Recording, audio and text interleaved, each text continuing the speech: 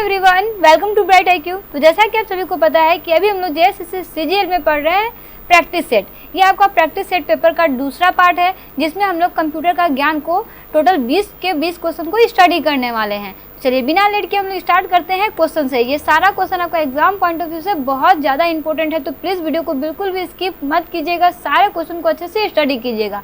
इसमें मैं सिर्फ आपको क्वेश्चन ही नहीं बताती, बल्कि क्वेश्चन से रिलेटेड जितने भी बेसिक कॉन्सेप्ट बन सकते हैं जो आपके एग्जाम में आ सकते हैं, उन सारे कॉन्सेप्ट को क्लियर करने का कोशिश करती हूँ।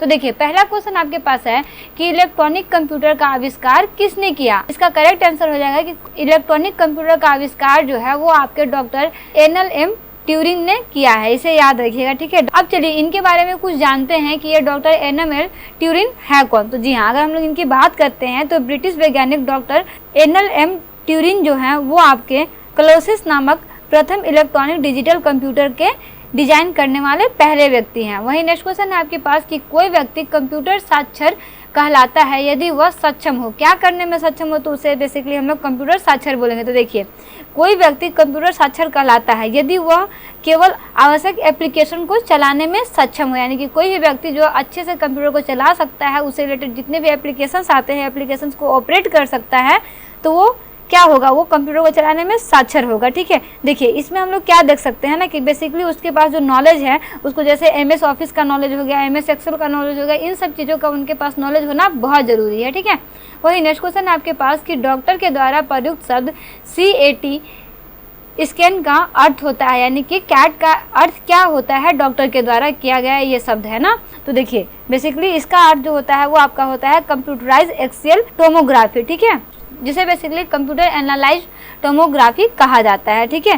तो इसे आप याद रखिएगा। देखिए, अगर इसमें हम लोग देखते हैं ना, इसका यूज़ क्या होता है, तो अगर हम लोग इसके यूज़ की बात करते हैं ना, तो ये हमारे मस्तिष्क के विभिन्न अक्षों से X किरणों द्वारा छायाचित्र लेकर कंप्यूटर के माध्यम से विश्लेषण करने में सक्षम होता है, ठीक है। वही नेक्स्ट क्वेश्चन है आपके पास कि UPS का विस्तृत रूप होता है, यानी कि UPS का विस्तृत रूप क्या होता है। तो जी हाँ, UPS का विस्तृत रूप जो है वो आपका होता है अनइंटरप्रिटेड पावर सप्लाई होता है, ठीक है। तो इसे याद रखिएगा कि UPS का विस्तृत रूप क्या होता है, तो वह है आपका अनइंटरप्रिटेड पावर सप्लाई, ठीक है। अगर इसमें हम लोग देखते हैं ना, तो यह एक हार्डवेयर डिवाइस होता है। अगर कभी पूछा जाए कि UPS कौन सा डिवाइस होता है, तो जी हाँ, ये आपका हार्डवेयर डिवाइस होता है जो कंप्यूटरों की आवश्यक विद्युत आपूर्ति को बनाए रखता है। वही नेक्स्ट क्वेश्चन आपके पास कि निम्नलिखित में से कौन सा एक इनपुट डिवाइस नहीं है नहीं है। तो जी हाँ, आपका मॉनिटर जो है ना वो आपका इनपुट डिवाइस नहीं होता। That means the correct answer क्या हो जाएगा, ऑप्शन बी, केवल बी, केवल 3 जो है वो आपका इनपुट आउटपुट डिवाइस होता है, इनपुट डिवाइस नहीं होता तथा कीबोर्ड यहाँ पे है, माउस है,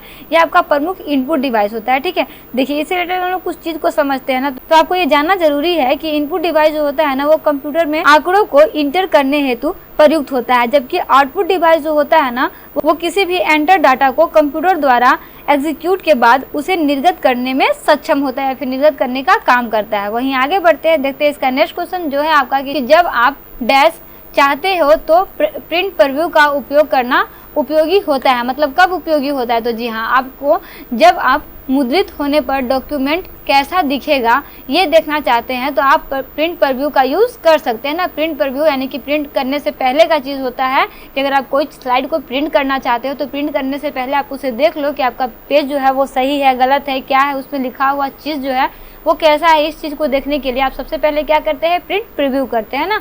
वही नेक्स्ट क्वेश्चन है आपके पास कि GIS किसका लघु रूप होता है। देखिए, ये बहुत इंपॉर्टेंट क्वेश्चन है। तो देखिए, आपका GIS जो होता है ना वो आपका जियोग्राफिकल इंफॉर्मेशन सिस्टम का जो है वो लघु रूप होता है ना। तो इसे याद रखिए, क्या होता है, ये भी नहीं होगा ना, जियोग्राफिकल इंफॉर्मेशन सिस्टम्स होता है, ठीक है।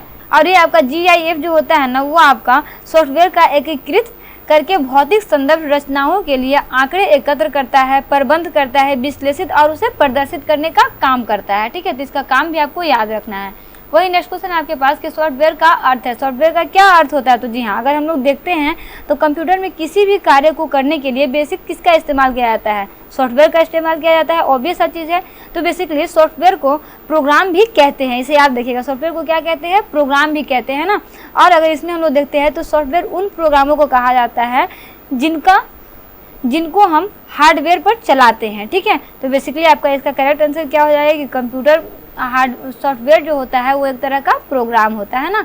वही नेक्स्ट क्वेश्चन है आपके पास कि ऑपरेटिंग सिस्टम में RAG का पूर्ण रूप क्या होता है। यहाँ पे RAG दिया हुआ है, बताइए तो RAG का रूप क्या होता है। तो जी हाँ, अगर हम लोग यहाँ पे देखते हैं ऑपरेटिंग सिस्टम है, तो ऑपरेटिंग सिस्टम में RAG का पूर्ण रूप जो है वो आपका रिसोर्स एलोकेशन ग्राफ होता है। क्या होता है? रिसोर्स एलोकेशन ग्राफ होता है, ठीक है। अगर बेसिकली अगर इसमें हम लोग कुछ देखते हैं ना, तो देखिए इस प्रोसेस में क्या होता है ना कि इस प्रोसेस और संसाधनों के संदर्भ में सिस्टम की स्थिति क्या है, इसके बारे में विस्तृत रूप से बताया जाता है, ठीक है। तो ये आपको याद रखना है। वहीं आगे बढ़ते हैं, देखते हैं इसका नेक्स्ट क्वेश्चन जो है आपका विशिष्ट प्रतिबंधों के आधार पर सॉफ्टवेयर के प्रयोग का कानूनी अधिकार डैश के माध्यम से दिया जाता है। किसके माध्यम से दिया जाता है? तो जी हाँ, इसका करेक्ट आंसर क्या हो जाएगा कि आपका सॉफ्टवेयर इसके माध्यम से दिया जाता है। वही नेक्स्ट क्वेश्चन आपके पास कि पहला माइक्रोसॉफ्ट प्रचालन तंत्र कौन सा था। ये क्वेश्चन आपका बहुत ज़्यादा इंपॉर्टेंट है। तो जी हाँ, आपका पहला माइक्रोसॉफ्ट प्रचालन तंत्र जो है वो आपका था MS-DOS। क्या था? MS-DOS, जो आपका 1981 में तैयार किया गया था। कब तैयार किया गया था? 1981 में तैयार किया गया था। इसे आप याद रखिएगा। वही नेक्स्ट क्वेश्चन है आपके पास कि दुनिया का पहला प्रोग्रामर किसे माना जाता है। ये क्वेश्चन आपका बहुत इंपॉर्टेंट है। इसमें जो फैक्ट है ना वो भी आपका बहुत इंपॉर्टेंट है। तो देखिए, दुनिया का पहला प्रोग्रामर जो है ना वो बेसिकली एक अंग्रेजी महिला गणितज्ञ थी जिनका नाम था आपका एडा लॉलेस। क्या नाम था? उनका नाम था एडा लॉलेस। कहा जाता है कि चार्ल्स बेबेज के प्रारंभिक यांत्रिक कंप्यूटर पर उनके कार्यों से उन्हें यह उपलब्धि हासिल हुई थी, ठीक है। उनके कंप्यूटर पे ये कुछ कार्य किए थे जिसके वजह से ये इनको जो है ये पॉपुलैरिटी मिला था।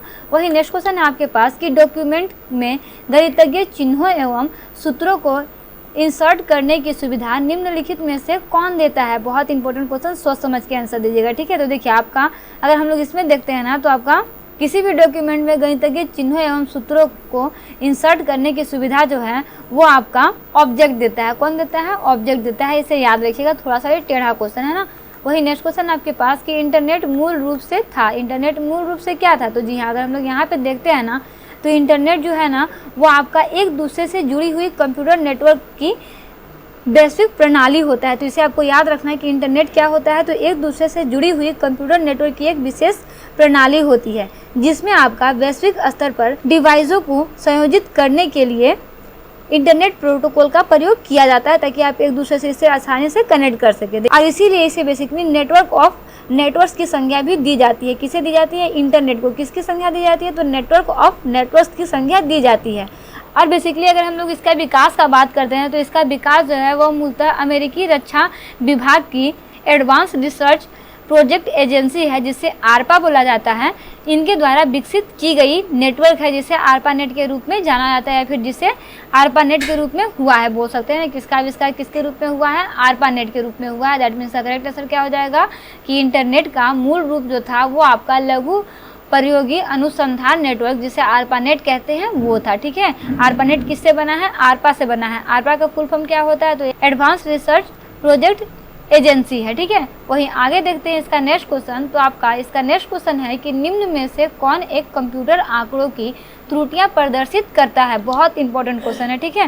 तो इसमें से आपका जो है ना वो आपका बग जो है ना जिसे सॉफ्टवेयर बग बोला जाता है, तो सॉफ्टवेयर बग जो है ना वो आपका कंप्यूटर आंकड़ों की त्रुटियां जो है वो प्रदर्शित करता है।